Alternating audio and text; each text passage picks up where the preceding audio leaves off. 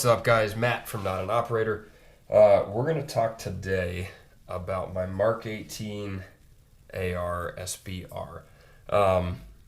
It's one of the reasons why I actually built this. I was watching Grand Thumb's video, assembled this. I was watching Grand Thumb's video on his Mark 18, and I was trying to go between, this was originally a 8-inch SBR with a CQB stock and all this other different stuff. And I was trying to figure out what I could do to have a great setup as well as be small and maneuverable and everything else. So I was watching his video, and he was talking about how his ideal barrel length was, I think it was like 11.5 or 12 inch. I didn't want to go that long.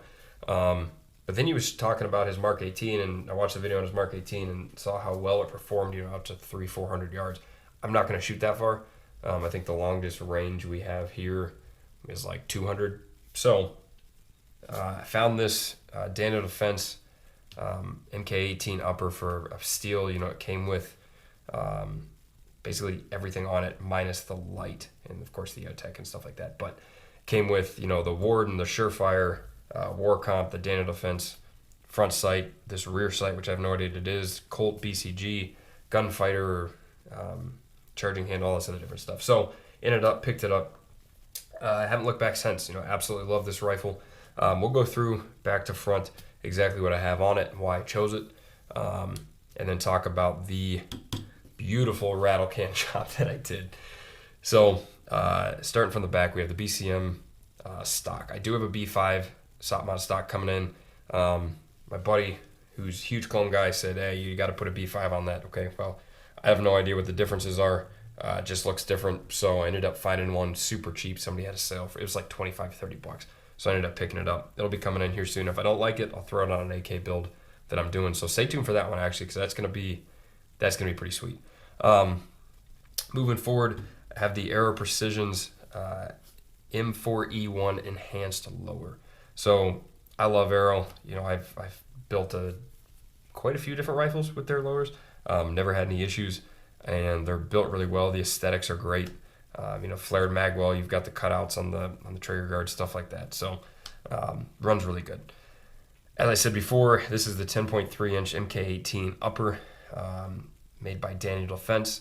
This is one of their earlier models, so it has the larger gas port in it.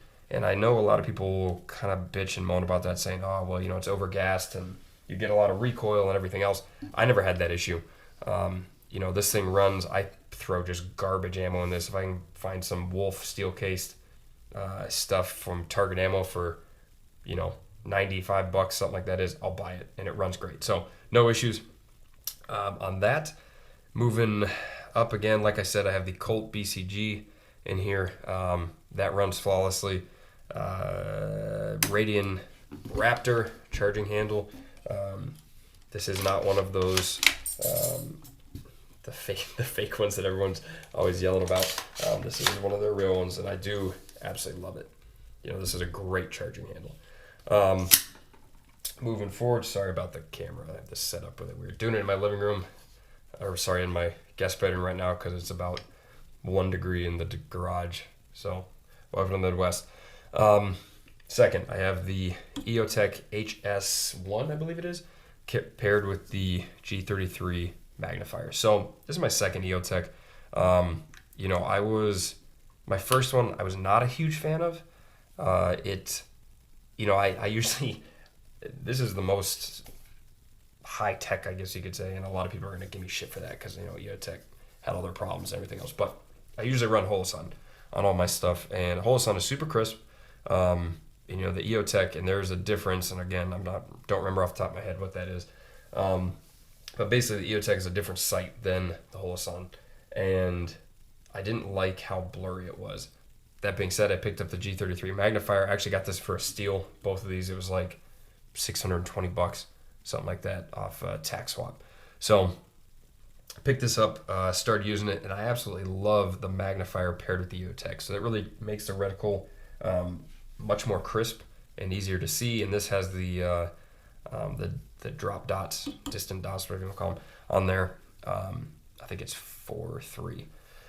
Anyway, this runs great. I'm not painting it because I don't know if I'll keep it on there, if I'll switch it to a different rifle, something else. But Moving forward, Haley Strategic SBR light mount. So this thing is awesome. This is the offset mount. It keeps it nice and tight in with the upper and holds this very, very steady. I do have the pressure switch on top. This is the ProTech, Streamlight ProTech rail mount, I think it's called, something like that. I'm not sure how many lumens, I completely forgot. But I've had this on three different rifles, and it's run phenomenally ever since. I took it off those three, so no issues with it whatsoever. I think it's only like $90, $100, something like that. So relatively inexpensive for a pretty decent light. Again, I'm not throwing this thing off a helicopter or down a cliff or anything like that, but for what I use it for, it works great. I was thinking about getting the Cloud Defensive pressure switch mount, but again, those are super expensive as well, and I can't really say that with this rifle because this rifle was a lot of money. But if it works the way it is, why change it? So I actually zip tied these through the top of the rail, and has not moved. Works great ever since I put it on there. So moving forward again, Daniel Defense front sight. Again, I have these on my other two ARs as well, and they work phenomenally.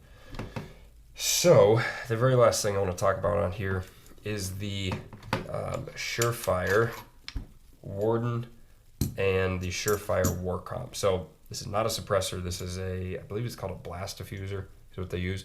But this thing slips on any of the Surefire SOCOM mounted, Surefire SOCOM mounted brakes. So I did originally have I think it's called the MP556 or something like that on this. Was not a fan of the recoil impulse. It was a little too severe. Just not a big fan of it. I've had the Warcomp on 2 different rifles and I love them. So this just slips right on, like so, ratchets on just like a suppressor, and you're good to go. Puts all the blast forward. If you're shooting on the ground or something like that, you don't want rocks and dust flying up in your face. Great option. Last thing real quick, we'll talk about the rattle can. So I know a lot of people do this to their airsoft guns and everything else, but my buddy did one. I saw how his looked, and I absolutely loved it. So basically what I did is you took Krylon, 3 different colors, brown, tan, and black. Did a full coat of tan. After that, went through, did kind of stripes of brown, a couple stripes of black, left it, came back again. You take a $1.50 laundry bag from Walmart, place it right over top, do a quick shot of black, quick shot of brown, whatever you need. Let it sit for 48 hours and you're good to go. This thing it's awesome. I don't really like I think they look cool. I don't really like the weathered look or the battle worn look, something like that. If you use it, you'll get it. So this stuff's held up pretty good. You can see there's a little chipping on right above the trigger, stuff like that, but that's just from use. So just use it and you'll get that battle worn look. If you guys have any questions, let me know. This is an SBR, as we talked about before. So go through that whole process and make sure you get your stuff engraved. Again, I don't know if you can see it very well, but thank you, Barry from Bat Arms in Plano, Illinois. Did just a phenomenal job. So if you guys need anything like that done, go see him.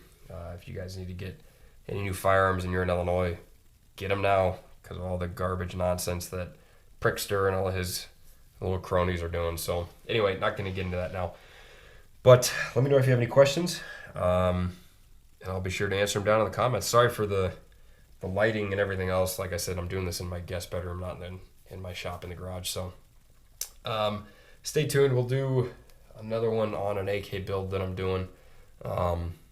Sorry this has taken so long to get back into this. It's been freezing out here. Haven't been able to get outdoors and really go shooting. And shooting at an indoor range is pretty boring. So let me know if you have any questions. And as always, please subscribe, and I will see you next time.